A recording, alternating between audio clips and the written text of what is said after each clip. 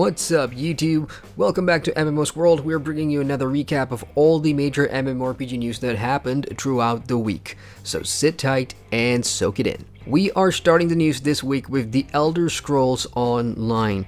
This past week, of course, we have had E3 2018 happen in Los Angeles, and there's been some big news coming out of Bethesda. Bethesda and ZeniMax Online, of course, showed up for the Bethesda E3 conference, and for ESO, they have revealed that this year there's going to be 2 new DLCs coming to the MMO. The first one is called Wolf Hunter, and it is a dungeon exclusive DLC game pack, and there's going to be 2 new dungeons themed around Tamriel's werewolves, and you'll be able to dive into all new stories surrounding these afflicted with the lycanthropic curse, and even perhaps come face to face with the Daedric Prince Hircine himself. And much later on in the year, a new story and zone content expansion DLC called Murkmire is going to hit. This will take place in the Black Marsh, home of the Argonian race, and there you will win the trust of the reclusive tribes, delve deep into crumbling Zenmir ruins, and hack your way through the savage wilds of the Black Marsh to discover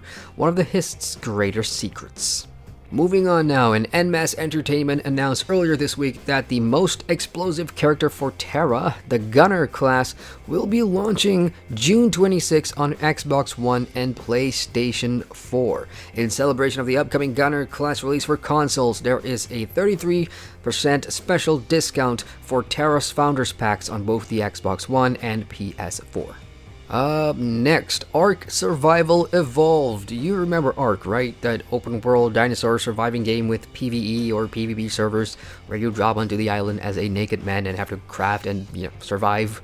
That is now on your mobile phones. ARK Survival Evolved has launched on the iStore for Apple and Google Play for Android. The app is also free to play, and the mobile features 80 plus dinosaurs, building, crafting, exploration. You can play alone or team up with other players online, and of course join a tribe with the tribe system as well. So go and knock yourselves out and tame a Tyrannosaurus Rex, because that's what people do.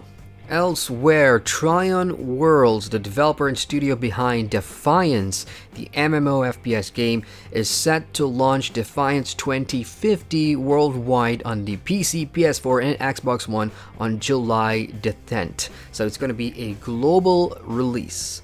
Players can already become a founder to unlock numerous items, including class outfits, titles, and a full 3-day head start before launch. For those who don't want to pay so much, there is going to be an open beta for you to check the game out before you buy it. And open beta is going to be taking place on June the 22nd until June the 25th. Moving on now, and we've got some sad news. LawBreakers, which is a tactical team shooter in the mold of Overwatch and even Paladins, is shutting down. The news comes a day after Boss Key Productions earlier this week announced that their studio will be closing, and they of course oversee LawBreakers. So on Steam, LawBreakers' community manager announced that the game will be shutting down on September 14th. That means from now, this week all the way till September, the game will be free to play, and everything that includes monetization systems, cash drop items will not be available. So you cannot purchase them anymore, and if you happen to have anything in the last couple of days, you can no longer ask for refunds. So just keep that in mind. And finally this week, Targum Games and Gaijin Entertainment has released the Wasteland's first football championship for the vehicle post-apocalyptic MMO Crossout. In the spirit of the World Cup, yes, for those of you who have no idea about the world of sports, the biggest football or soccer event coming every 4 years is now live. It's going on right now, the World Cup. And Crossout is capitalizing on that with a brand new mode where players can equip their cars with weapons and other stuff to play a game of footy. So basically, you get a harpoon, you put it in your car, and you can grab the ball towards it. Football teams that work together and utilize both weapons effectively stand the best chance for victory.